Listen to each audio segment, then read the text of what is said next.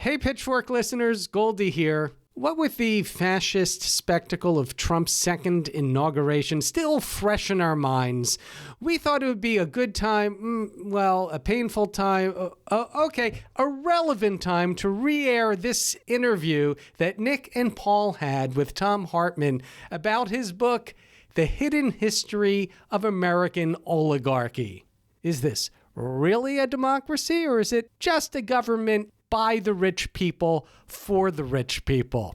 Listen in and find out. The rising inequality and growing political instability that we see today are the direct result of decades of bad economic theory. The last 5 decades of trickle-down economics haven't worked. But what's the alternative? Middle-out economics is the answer. Because the middle class is the source of growth, not its consequence. That's right.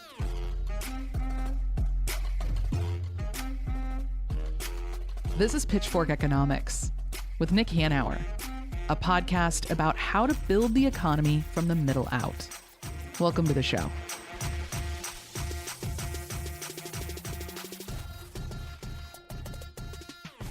I'm Nick Hanauer, founder of Civic Ventures. I'm Paul Constant, and I'm a writer at Civic Ventures.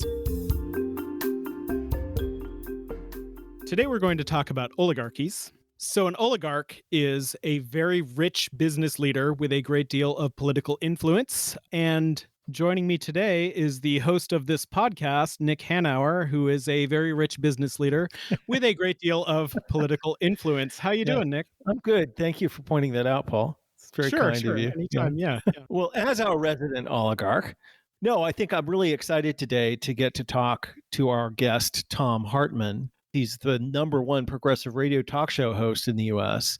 and is a best-selling author, and he has a new cool book out called The Hidden History of American Oligarchy, Reclaiming Our Democracy from the Ruling Class. Thom comes at it, I think, in his book, a slightly different way than we do on our podcast generally, where we talk in more precise terms about economics, but I think we're in agreement with his generalized thesis, which is that absolute power corrupts and absolute power corrupts absolutely, right? Right. That when you concentrate power in the hands of the few, however you do it, and in a commercial society, you tend to do it with economic power, that's bad for everyone else. And I think that the inequality that the oligarchy that we live in represents or implies is definitely tearing the society apart in ways which are becoming more and more obvious to even the casual bystander. Even some Republicans in our country today may be starting to think, jeepers creepers, we got to manage this thing a little bit better. Yeah, and it's interesting because we don't talk a whole lot about oligarchy in our day-to-day, in the writing that we do, and even in this podcast, but it is very much the same mechanism. Trickle-down economics, the $50 trillion that has been taken out of Americans' paychecks and into the wealthy, this is all still oligarchy. It's just Hartmann in his book is talking about it very clearly as what he believes is one of the leading problems of our time. Yeah, there's simply no doubt that the enrichment of the few and the impoverishment of the many is driving to a great extent the shitstorm which is happening politically in our country. And one of the themes that we're going to need to explore and develop more in the podcast is the interrelationship between economic inequality and racism and white privilege, and the ways in which the changing demographics and inequality is fueling this rage on the right and, let's face it, anger on the left. But there can be no doubt that oligarchs played a huge role in electing Donald Trump. I know a ton of really rich people who don't give a rip about anything but themselves and thought, more low taxes, yay, without ever considering that there may be a downside to that. And one of the things I loved about this book is it puts the oligarchy in a historical context. And there's a lot of great stuff in here about slavery and indentured servitude, all the way up to the prison state today and debt peonage, which is still going on in Mississippi and Alabama. And so that's one of the things I really enjoyed about this book was it put it all in historical context. For me, I enjoy, I don't enjoy, I appreciate, for me, I appreciate knowing that that this has happened before. Yeah. Because if it's happened before and it's been overcome, then it can be overcome again. Yeah. The depressing part is that usually when it's overcome, there was a civil war or a world war, some conflagration that definitely was not pleasant to get through for most people. So the book covers a lot of history. So we thought we would share an excerpt from the audio version of the book that will get you up to speed on the role oligarchs have played in American policy and politics over the centuries. The transition from democracy to oligarchy usually starts with the very wealthy acquiring political power by buying influence with elected officials. They typically justify this with the belief that oligarchy is more stable and less messy than democracy, and that their success demonstrates that a sort of Darwinian process has chosen them to lead. From there, they begin to so completely control the mechanisms of information, the media, and campaigns, financing campaigns directly as well as indirectly via third-party groups, that their agenda overwhelms the governing agenda. In the final stages, oligarchs themselves, or people so tightly aligned with them that they could only be called agents of particular oligarchs, rise up through seemingly democratic processes and take complete or near-complete control of government. From there, oligarchs typically begin to, as Steve Bannon said was the main goal of the Trump administration, deconstruct the administrative state, seizing control over and corrupting every subordinate agency of government, from those responsible for enforcing the laws and the courts, to regulatory agencies, to those controlling the nation's currency and economy. I'm Thom Hartmann, the author of The Hidden History of American Oligarchy, Reclaiming Our Democracy from the Ruling Class. Thom, thank you so much for being with us. Let's start by setting the stage. You break the history of American oligarchy into three phases. What are they? Well, there was the oligarchy of the British and the monopoly over American commerce, largely from the East India Company. We rose up and overthrew that oligarchy. In fact, the wealthiest families in North America at the time, in the 1770s, were all aligned with the British. The Johnson family, for example, up in northern New York State, had a literal castle with over 1,000 people that worked for them, including a number of enslaved people, the people of all races who were there. It was bizarre. They left when the American Revolution happened, as did many of these very, very wealthy families. So that was the first phase. The second was with the invention of the cotton gin and the widespread distribution of it around the 1820s. Those southern plantations that were large enough at scale to be able to afford the machine, which could do one machine could do the work of 50 enslaved people in terms of stripping the cotton seeds out of the cotton. Those large plantations that could afford a machine were able to very, very rapidly economically overwhelm their competitors, ran out of business most of the small cotton farms in the South, and you ended up with a new oligarchy rising during the period of basically 1820 to 1840 in the South, about a generation, maybe two generations by 1860. And that oligarchy rigidified on the foundation of the police state that had already been established, which I write about in the first book in this series, The Hidden History of Guns and the Second Amendment, that was put into place to preserve slavery. And those oligarchs rose up and challenged the United States itself. We defeated them in the Civil War and broke up that oligarchy. And, then we saw the rise of an oligarchy. There have been several of them, actually. We saw a rise of an oligarchy in the roaring 20s, came out of the Industrial Revolution. The Great Depression and the New Deal kind of took an axe to that one. And now, over the last 40 years, we've seen a new oligarchy arise in the United States on the foundation of Reaganism. So wealthy people have always done everything they can to hold on to power and to enhance their power. But how have the ways in which they do that changed over time? Well, first of all, to define oligarchy, a democracy is ruled by the people. oligarchy is ruled by the rich. So typically, the way that the rich have extended and maintained oligarchy is through capture of government. Before a nation becomes a full blown oligarchy, you have wannabe oligarchs emerging. And if the nation allows political bribery, then it's pretty much a guaranteed thing within a generation or two. You will have substantial capture of government by the forces of great wealth in the nation. That happened here in the United States in 1976 in the Buckley versus Vallejo decision, when the Supreme Court legalized billionaires owning politicians, individual politicians. 2 years later, in the First National Bank versus Bellotti decision, the Supreme Court, a decision that was written by Lewis Powell, the guy who was the brainchild of the whole modern era. That Bellotti decision legalized corporations owning individual politicians. And then we had a decision just a few years ago that the prior limit had been just basically a few hundred politicians that an individual billionaire or corporation could so completely subsidize that you could say that they owned them. They turned that number to unlimited. So the Supreme Court really set up oligarchy in the United States. And, when they did that in 76 and 78, the Democratic Party was still awash in money from unions. And so they didn't much pay attention to it.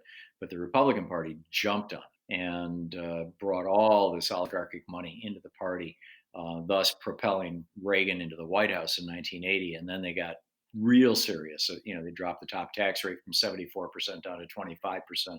Just 5 years earlier, corporations had provided for a third of all the federal revenues. Right now it's 6%. By the end of the Reagan Revolution, I think it was down around 12 or 14%. I don't have the exact in front of me. So, it's a process that's fairly predictable. We've seen it happen in country after country over the last couple of centuries. And it's reversible, but it can be very difficult to reverse. It typically takes a crisis in order to reverse it. Like the Great Depression stopped the Roaring Twenties, stopped the oligarchy that was arising. The Civil War stopped the oligarchy in the South. The Revolutionary War stopped the British oligarchy. So there are those who are suggesting that the pandemic might be the crisis that would provide for the end of this oligarchy. Others are suggesting that Trump's overreach, his attempt to impose fascism in the United States, is the crisis that's going to allow us to challenge our oligarchy.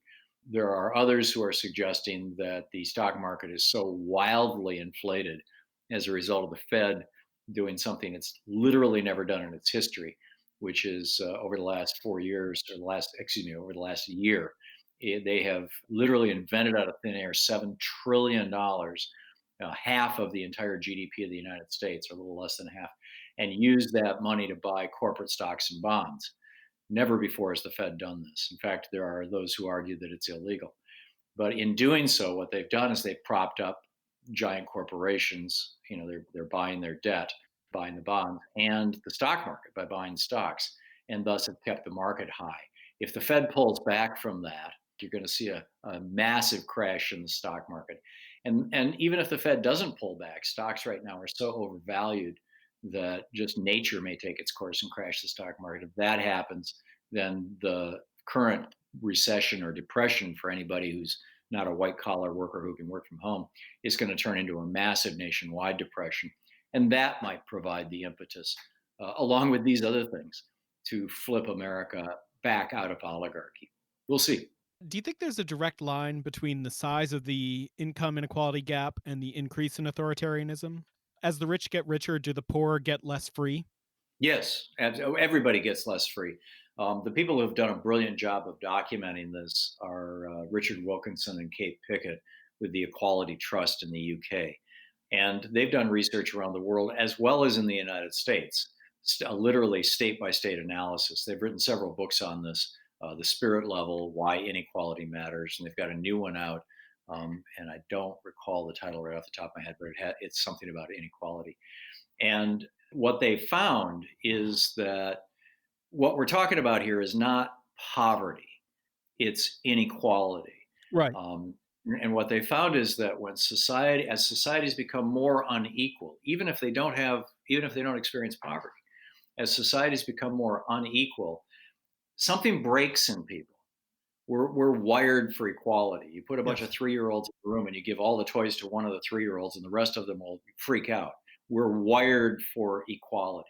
So when inequality gets really huge, society starts to break down. Teenage pregnancies explode, venereal diseases go up, homicides go up, all forms of crime go up, divorce goes up, mental illness goes up, oddly enough, something that you would not Yeah. think is necessarily culturally mediated.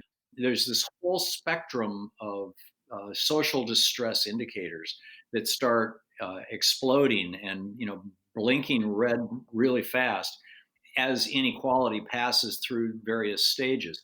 And right now, in the developed world, the United States is the most unequal society in the developed world. UK is number two, and everybody else is way, way behind. And the reason why, of course, is Reaganism and Thatcherism, is dropping the top tax bracket from 74% here and from in the 60s in the UK down into the 20s right now here and the 30s for individuals. And I'm not sure what it is in the UK, but same effect. And Pickett and Wilkerson have documented that brilliantly. Yeah. And I think, this aligns a lot with our own thinking and research, which is that what people fail to acknowledge, I think, certainly academic economists do, is that humans are wetware, right? We are creatures, biological creatures that evolved over millions of years. And our success is a consequence of high levels of cooperation, which in turn rely on very particular kinds of justice and fairness. Because you can't cooperate if things aren't fair and just. And that's why the differences, stretching a society apart economically shreds the reciprocity norms that make, social cohesion possible. And and we're witnessing that right now in our country. Yeah, in fact, one of the things that's most interesting that Wilkerson and Pickett have documented, Yeah. and they can show state to state variations in the United States and country to country variations around the world, is that as inequality goes up, so trust, interpersonal trust, and trust in government goes down. Absolutely. And so does happiness, right? Because, Right. humans are status seeking creatures. And in a society where everybody's doing reasonably well and not too differently, even if you're relatively poor, people are relatively happier. But in a society where most people are doing terribly relative to a privileged few, people are pissed off.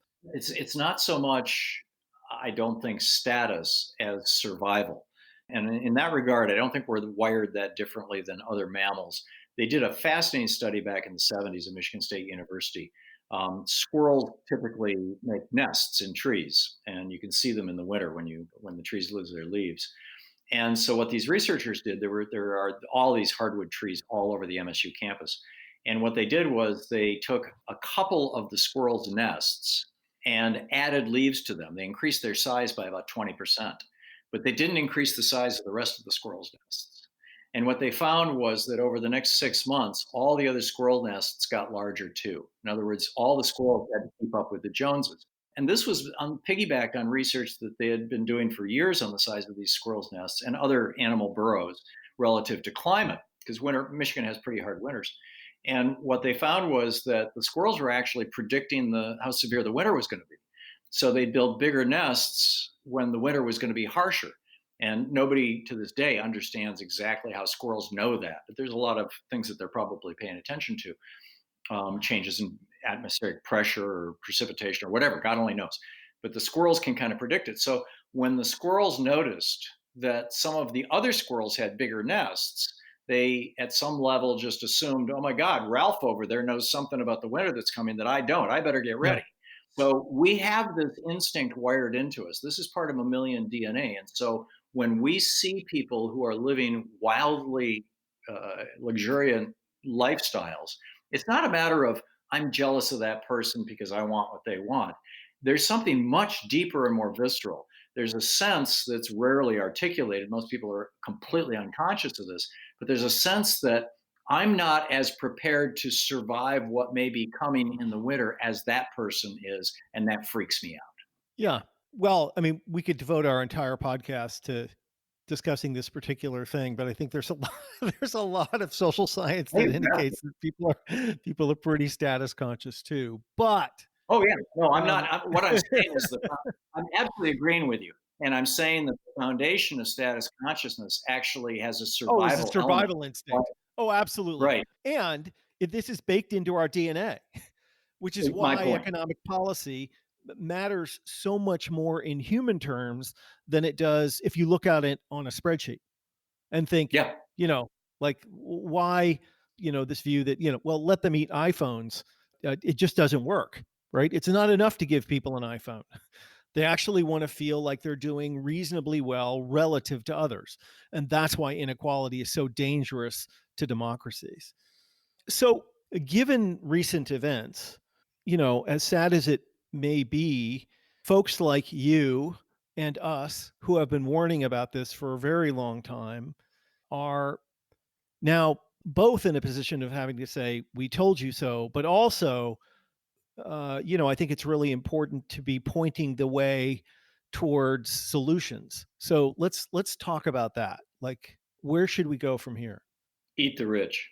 Yeah, No, that's pretty much seriously, it. Yeah, I don't mean it, literally, but there's a very simple solution that Franklin Roosevelt imposed it in the 1930s.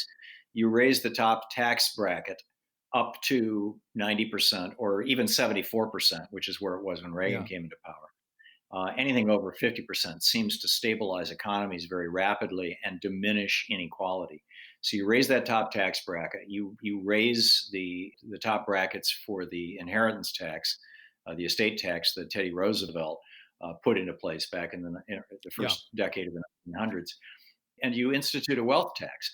Now, with regard to the wealth tax, there's a two-step thing here. Most Americans, when you say wealth tax, they think, "Oh my God, you're going to tax things that I own, my wealth. That's terrible. We can't do that. We never did that in America." That's the kind of feedback you get. But the fact of the matter is, I pay a wealth tax every year. The largest store of wealth that I have is my house, yeah, and that's true of most middle-class Americans. right, And every year, I pay here in Portland, I think it's around 4% of the value of my house I pay in property taxes. right. That's a wealth tax. But there is no similar wealth tax on the largest store of Charles Koch's wealth, his money bin. Yeah, what we need to do is have a money bin tax, basically. If the roughly 70% of American families who own their own homes and the other 30% who are renting, excluding homeless people, who are also paying property taxes indirectly in their Yeah, rent. right. We're all paying a wealth tax every single year that's well over 1% in almost every state in the country. Correct. Then why don't we ask billionaires to pay a wealth tax on their largest share of wealth, whatever that may be? So I have never heard that framed in that way. And I must say, that's a very powerful narrative. So, say you're Joe Biden and you have a slim lead in the House, 50 plus one votes in the Senate, and you have decided to make dismantling oligarchy your number one priority. What could you realistically do first? I think the three things that I just laid out, they need to be sold to the American public. He needs to be doing like Franklin Roosevelt. Every week, Franklin Roosevelt did a fireside chat. Obama did not do this. Bill Clinton was a little better with the media, but Obama kind of just stayed in the background and was quiet most of even when Merrick Garland was being trashed by Mitch McConnell. Obama could have held a daily press conference yelling about it, but he chose not to. I am very hopeful that Biden does not try to reinvent the administration that he was the number two in, and Yes. instead uses FDR as his role model, or for that matter, Donald Trump as his role model. Speak to the American people regularly, make your case, make it in succinct, pithy points. I think I've made some of those points. Every working class American pays a wealth tax. Why don't the billionaires? Why is it that the share of income paid in taxes for average working people is, billionaires pay well less than 5 or 10% of their share of income compared to the average person. The numbers are even different from that. I'm sorry, I shouldn't just pull numbers out. But and basically just boil this stuff down and pitch it. Bernie does a really, really good job of this, Yeah. and Joe Biden should bring him in as an advisor, frankly, because if we don't deal with this inequality crisis that we have in the United States, we're going to continue to have, and you're going to see even worse versions of our lack of trust crisis. Mm-hmm. Yeah.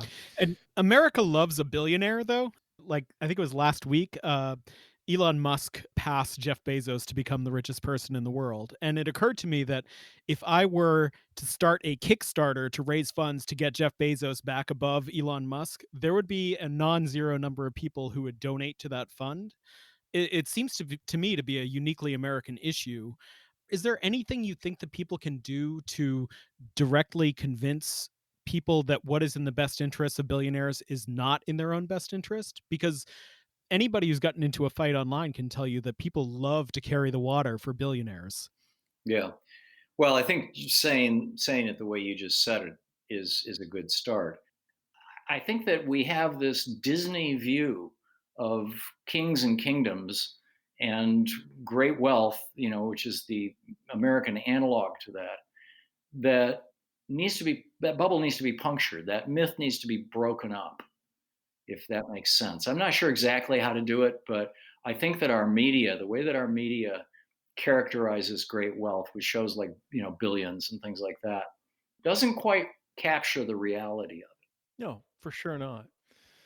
I'm just interested in your perspective on this. Our podcast is devoted to mostly the way in which the economics profession has aided and abetted this crisis over the last 45, 50 years. The way in which neoclassical economics and its the sort of weaponized ideological extension of that, which we call neoliberalism, has infected the brains of people both on the right and left, and left us with a set of policies that lead inevitably that neoliberalism is effectively a protection racket for the very rich, as is neoclassical economics. And I'm interested in how you see that, like how you think about the connection between that and oligarchy. Well, there's a feedback loop there that produces a cycle that kind of starts spinning at the ground level, and then as it spins faster and faster and gets wider and wider, goes higher and higher up. Kind of like a helicopter. And that cycle is that you get very, very wealthy people who discover that there are some economists who are saying things that would help them enhance their wealth. Yeah. And the example in my mind is Joe Coors and the Scaife family and Chicago School economist. Yeah. Um, And Milton Friedman. Milton Friedman and that crowd, and they're all over the country now. Yeah. He's like this obscure guy in the late 1950s, early 1960s. He's considered a crackpot. And he starts getting funded by some very rich people, and they raise his profile. And I mean, even to the point of funding a deal with a bank to create an economic prize in memorial of Alfred Nobel that has nothing to do with the Nobel Committee in Norway. This is out of Sweden, so that they can give a Nobel Prize to Milton Friedman. I mean, it's just so the billionaires find their economists. Their economists then get lifted into the public sphere, and their ideas get promoted by the billionaires. And their ideas cause changes in tax policy and economic policy that shovel more wealth to the billionaires. Yeah. And so now they don't have this one economist or even a small group of economists. Now you've got a situation where the Koch network for the last 30 years has actually been funding departments of economics and political science in colleges all over the country. And then you're producing brand new economists and lawyers and politicians who believe that oligarchy is actually the best form of government, which is basically the sales pitch that Friedman was putting forward. It's a variation on Thomas Hobbes's notion that without the iron fist of church or state, mankind will revert to his natural state and life will be nasty, short, and brutish. And they're just applying that same logic with lots of fancy dressing on it. And again, that cycle needs to be broken, or it's ultimately self-destructive. I think a good metaphor is football. If the NFL was to decide that whichever team in a particular game had more money would be able to have more players on the field, instead of having to travel 10 yards to get it down, they'd only have to travel 5 yards. In other words, if the rules were different for the richest team versus the poorest team, At first it might seem interesting. And eventually you'd end up with just a couple of teams that were very, very rich. And that kind of might seem interesting. But the game itself, the appeal of the game would completely collapse.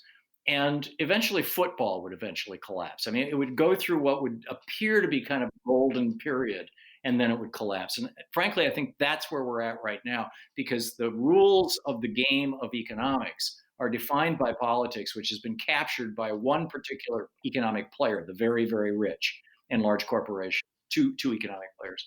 And history just shows that doesn't stand. I mean, that's the other thing too. I mean, in 1770, there was a massive depression in the English-speaking world that was a result of the French Indian Wars ending 2 years earlier. And there was no more demand for war materials. There was a massive depression in 1770 that led right to the American Revolution. There was a massive depression in 1856. Abraham Lincoln had been paid for his work by a railroad, and he literally ran to the bank to turn it into cash because he knew this was coming. The next day, most of the banks in America closed in 1856, or at least in Illinois, and where he lived at the time. And that panic of 1856 led right to the Civil War. You've got the Great Depression. The Great Depression hit the United States and Germany equally hard. We had FDR as a president, but Germany had Hitler. Boom, World War II, caused by a depression in large part. And here we are again. So, these things are self-correcting, but the correction process can be brutal. We ask all of our guests why they do this work. We've had you on the show before, and I've asked you that question. So I thought I'd get a little more specific. Why did you choose now to focus on oligarchy? Because I feel that we are at that crisis point. We're at that 1929, 1856, 1770 turning point that to a large extent is being defined by economics and the oligarchic class. And if we are well informed about how these things work and lessons of history, we can make it through. If we're not well informed, then we end up like Germany did in 1935. Yeah. Given recent events, I think we should all be very sober, and it's not impossible that these are end of days. No, right. We are at the cusp, or close to the cusp, of a major turning point in American history. The question is, which way is it going to turn? Yeah. And I'm trying to argue that it should turn in the direction of the ideals of the Declaration of Independence: life, liberty, and the pursuit of happiness, rather than Thomas Hobbes's vision of, you've got to have a brutal state in order to maintain social order. Yeah. Which is obviously Trump's vision too. Yeah. Well, Thom, thank you so much for joining us. Thank you so much. And thank you for your work. And we hope to talk to you again soon. Well, thank you for having me. Anytime. Yeah.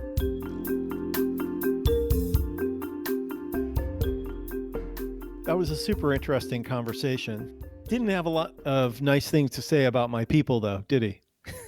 No. Are you okay? Are your feelings hurt a little bit? Or? Yeah. Did he say, was it eat the rich?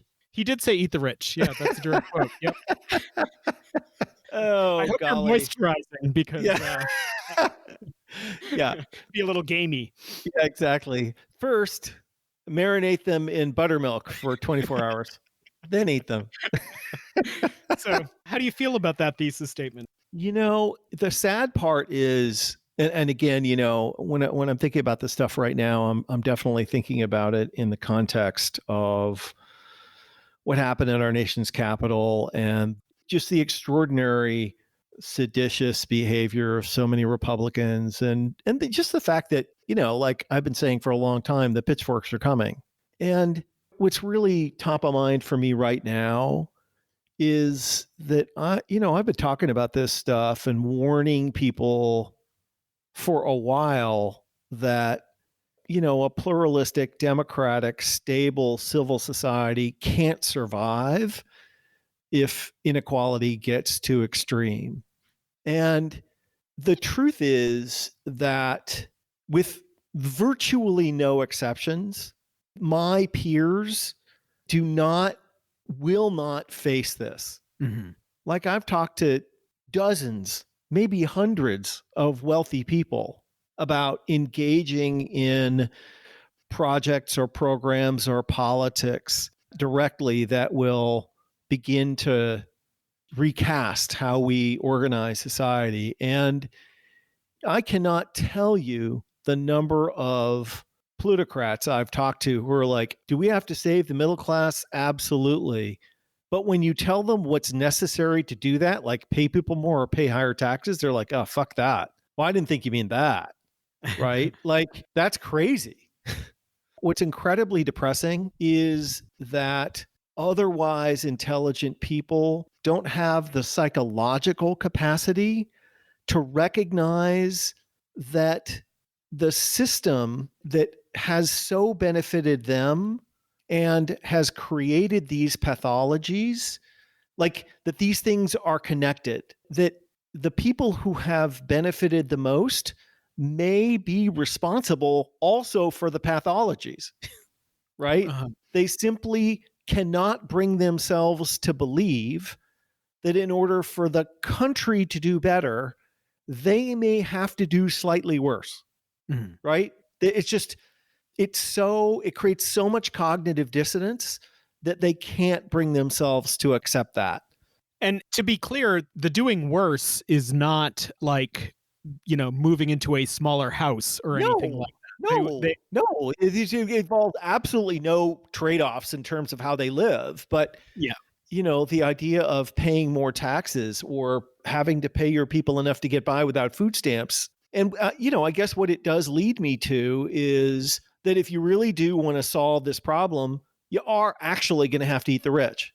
It is probably true that every billionaire is a policy failure in a democracy. Like, I can't remember who said that. I think it was one of AOC's people, but it's probably literally true. And that's just really depressing because you want to believe that the people at the top could see themselves to more directly participating in keeping the whole society together, even if it involved some direct trade-offs. And they can't. I can tell you for certain that I've talked to like jillions of them. And there are a couple of notable exceptions, not very many, but they think that if they vote for Democrats, that's as far as they need to go. But if we're honest with ourselves, there is not yet any direct evidence that Democrats will solve this problem. Well, yeah, I mean, we're recording this now before Joe Biden's inauguration, to be clear. So, okay, but certainly if you look over the last 40 years.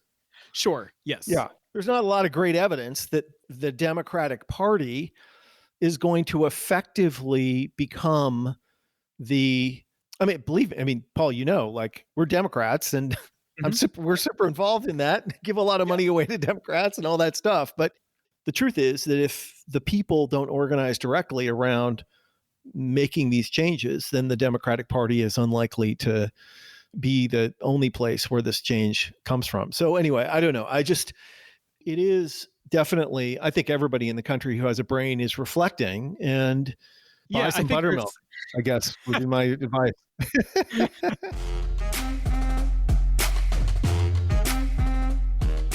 Pitchfork Economics is produced by Civic Ventures.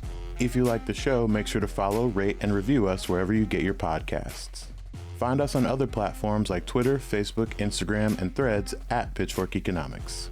Nick's on Twitter and Facebook as well, at Nick Hanauer. For more content from us, you can subscribe to our weekly newsletter, The Pitch, over on Substack. And for links to everything we just mentioned, plus transcripts and more, visit our website, pitchforkeconomics.com. As always, from our team at Civic Ventures, thanks for listening. See you next week.